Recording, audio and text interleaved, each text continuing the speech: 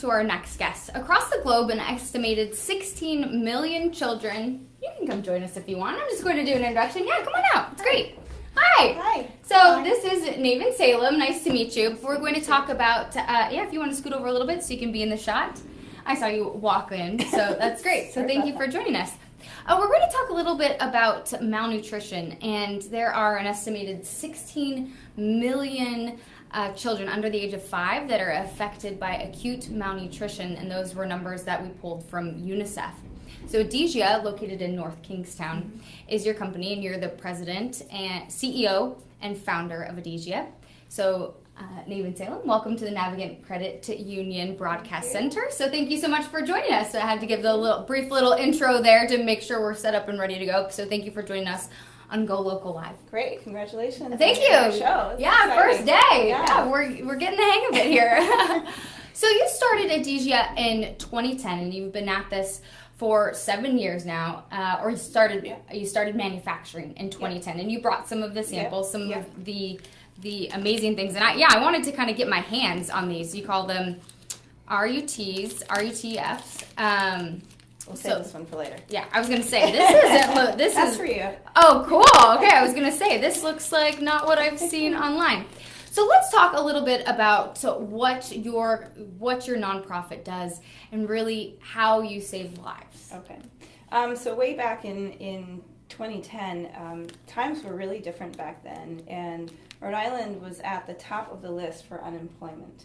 And so when I was thinking about my mission, which is trying to treat and prevent malnutrition in the most vulnerable populations, which obviously is not here in the United States, but I was looking to, what can we do in our own backyard here in this time, really scary times where, being second in the nation in unemployment rates was a serious issue. Yeah. And so I thought, what if we could bring manufacturing back to Rhode Island, start to create jobs here, and also just happen to be doing something that solves a major global health challenge at the same time.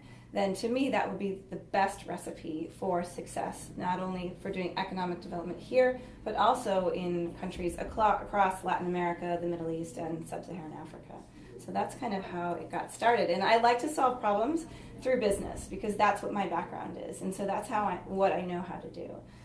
But I don't know how to run factories. I didn't know how to run a nonprofit. I didn't know any of those things.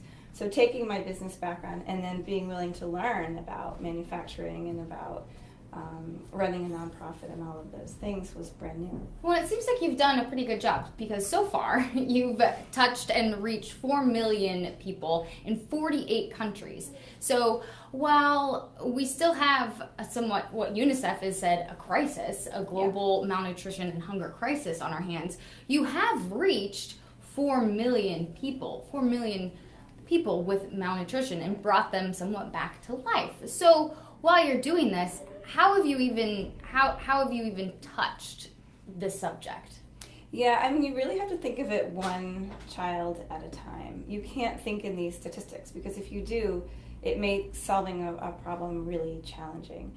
That being said, when we started, there were 5 million children who would die every year from malnutrition. Wow, yeah. And that is trending much better now. So we're at 3 million. That's still not acceptable, of course, but you really have to think of that one case at a time. And so when I'm in the field, and I like to go to the field as often as possible, and you're sitting with one mother and one child, and you realize that this simple peanut paste that you've handed them is able to not only save that life, but really to transform the rest of their future because we're building brains as well, that is something, those stories are the ones that stay with me. And that's what's important is that one at a time, you can really make a difference in that one life.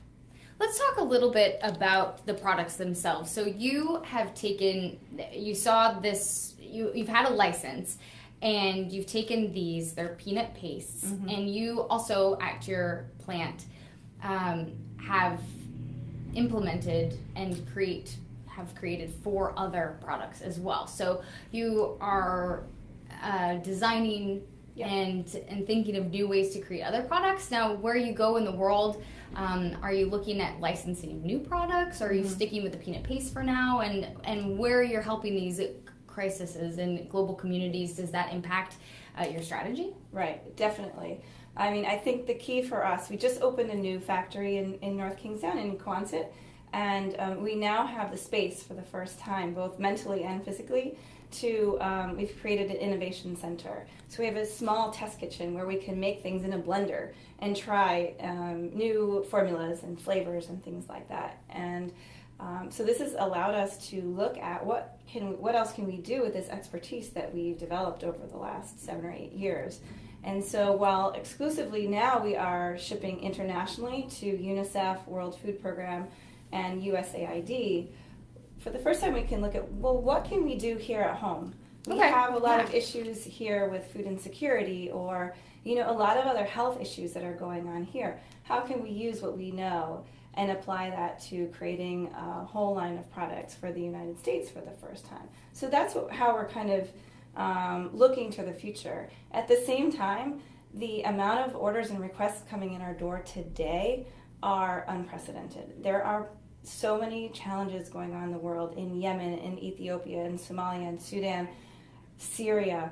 I mean, the requests that we're getting are for like an entire year's production, and they'd like it next week. Yeah. So we moved to 3 shifts yesterday to try and run 24 hours a day. And now adding a 6th day to the week.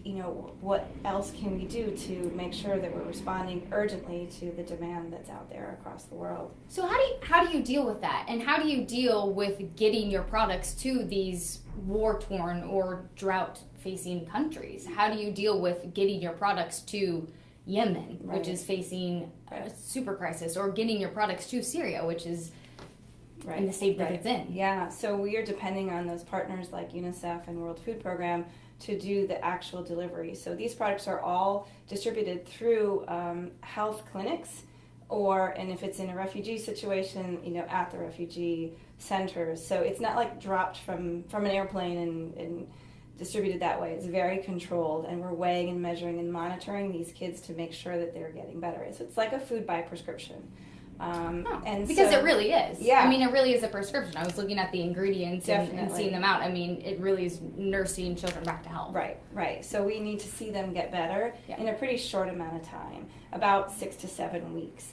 And in that time period, the child that comes in, at the end of their treatment, you almost cannot recognize them. It's remarkable. I'm always looking for like a little braid or an earring or something that tells me that's the same child that came in. Yeah. And so it's that tangible quality that's really amazing to watch them literally come back to life and start opening their eyes again, or sitting up again, or even running around like a 2-year-old should. So it's an incredible transformation to watch. But we are relying on the UNICEFs of the world to do this implementation. So in Syria, we can't go to Syria anymore for obvious reasons. So now we're going to the borders, to refugee camps just outside of Syria, to try and make sure that people who are living off of literally leaves and dirt are getting food and nutrition to survive. And how much do you rely on your partners to give you access to help these people? Absolutely. I mean, we're really just the experts on making it, right? And talking about it too, and letting people know what's going on in the world, and that people are struggling at such just so hard to imagine what people are going through. And so that's our job, is to advocate and to make people aware, and to create even more products that would be useful in the ground for these humanitarian workers who are working so hard to make sure that people are surviving. And so that's what we can provide, but we really have to work together to make the whole thing happen. And I saw, and you mentioned just a moment ago, you try to be on the ground, you try to get to these places, and I've seen some of your videos where you're out visiting. Yeah. How often do you get to go see your work in progress, and how closely do you get to work with people on the ground? So I'd like to go all the time. I have 4 children, so they don't let me out of the house as much as I would like. So maybe 3 times a year I'm able to go. That's still a pretty decent amount to be traveling halfway across the world. Yes, I drag them with me a fair amount too. Wow, yes. That's amazing global experience. And they don't think so. But no, probably not to go to, They would rather be spring break in Florida, but usually they're like, no, we're going to Guatemala or Sierra Leone. And so they're getting used to it now, but at first they're like, Mom, please don't make us go any more strange countries. Well, yeah, I mean, seeing the life differences, you know, growing up in America, well-fed, right, and then going to Sierra Leone where there's Ebola. Yeah. Yes, it's quite a contrast for sure. But there's challenges here in the U.S. as well. And so we don't want to discount that either. We just have different problems, and that's why we have to address it in a different way. So what are some of the things that you are doing in your Innovation Center for America? It's top secret. Well, you can't announce it here, right? No, not yet. Not yet? I have to come back. Okay. Well, we'd love to have you. But I hope by the end of the year to have started a whole new initiative. Okay. But it's very top of mind, and we'll be sure to come back and tell you all about it. Okay. And you have done work in 48 countries, and America is one of them. So it's not like your mission has left America out at all. No, I mean, but here it's the job creation component of it, Exactly. right? And we buy 100% of our raw materials here. So we're buying millions and millions of dollars of peanuts, sugar, milk powder, soy flour, vitamins and minerals and things like that. That does help here at home as well. So. And malnutrition is much different. You know, we kind of jumped out of the gate into the interview. We're like, yeah, let's just start talking about it. Malnutrition really is so much different than hunger in itself. It is 100% different. Yes, right. Well, you don't have people dying of malnutrition here in the U.S. We have people who are hungry and food insecure. But here we do have food banks, we have WIC programs, SNAP programs, and other safety nets that are really important to that population. In the developing world, there isn't that. We are the safety net, and so that's the big difference.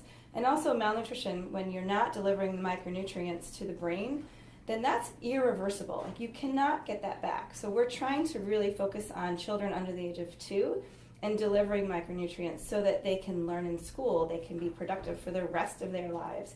It's really important. It's not only just staying alive, of course, is important, but having that capability to be able to learn in school. Because if you don't have that, it's really going to be hard to have some sort of intervention at that point. So. And continuing the education, you know, the work that I've seen isn't just with the children, it's with the mothers as well. Yes, right. Teaching about, you know, depending on what's locally available, fruits and vegetables. It's the same lesson that we would teach here, really. Kids, no matter where they were born, need the same food and nutrition.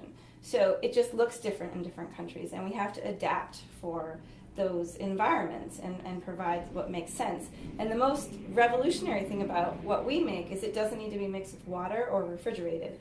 And those are two things that that don't exist. No. And so we wouldn't be able to do this. So we're reaching thousands and thousands more that couldn't have been reached in the past without a solution like this.